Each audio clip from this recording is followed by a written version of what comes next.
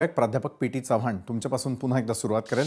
PT. Chavan, Banjara समाजाच्या मागण्या तर निश्चित लक्षात आल्या। सरकार समोर जर चुका दुरुस्त करून हवं ते हक्काचं आरक्षण मिळवून देण्याचा मार्ग असेल तर त्यासाठी नेमकं काय करावं लागेल? आज वंजारा आणि बंजारा यावरून देखील एक संभ्रम निर्माण झालेला होता। पुन्हा पुन्हा चुकांची पुनरावृत्ती टाळणं किती गरजेचं आहे जेणेकरून समाजाला न्याय मिळेल, त्यांना त्यांचं अपेक्षित असलेलं आरक्षण मिळवता येईल।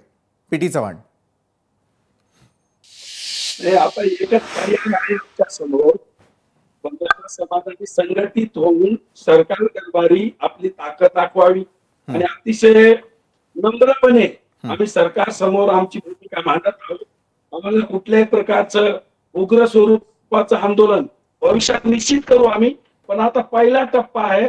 आम्ही विनंतीवजा सरकारशी बोलणार आहोत आणि आम्हाला वाटतं, वैयक्तिक मला विश्वास आहे, आज मोर्चातील अनेकांनी भावना व्यक्त केल्या की आदरणीय देवेंद्रजी एक कणखर स्वभावाचे लोकप्रिय मुख्यमंत्री जरी असले तरी ते हळव्या स्वभावाचे सुद्धा आहेत।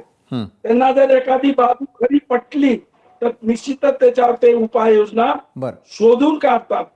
त्यांच्याकडनं आम्हाला अपेक्षा आहे की आदरणीय देवेंद्रजी आदिवासीचं जीणं जगणं, बंजारा समाजाचं जीणं जगणं तुम्हाला माहिती आहे, महाराष्ट्रामधला बंजारा समाज वाडी वस्ती तांड्यावर राहतोय।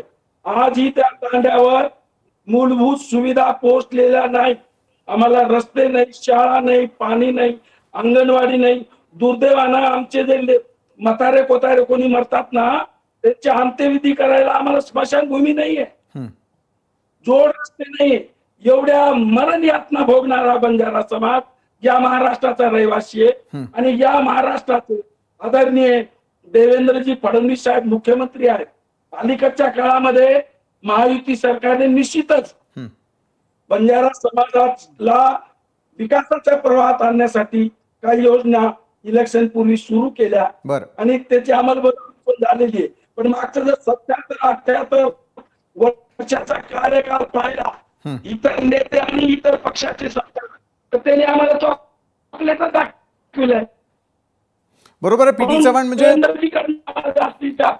आपण आपल्या हक्काच्या मागणीसाठी आता सरकारला एक प्रकारे इशारा देतात। आज शांततेने आंदोलन केलेलं आहे, उग्र रूप ते धारण करू शकतं। हरिभाऊ राठोड, आपल्याला एक प्रश्न करायचा आहे की ज्या वेळेला बंजारा समाजाला एसटी प्रवर्गातून हवं असलेलं आरक्षण द्यायचं असेल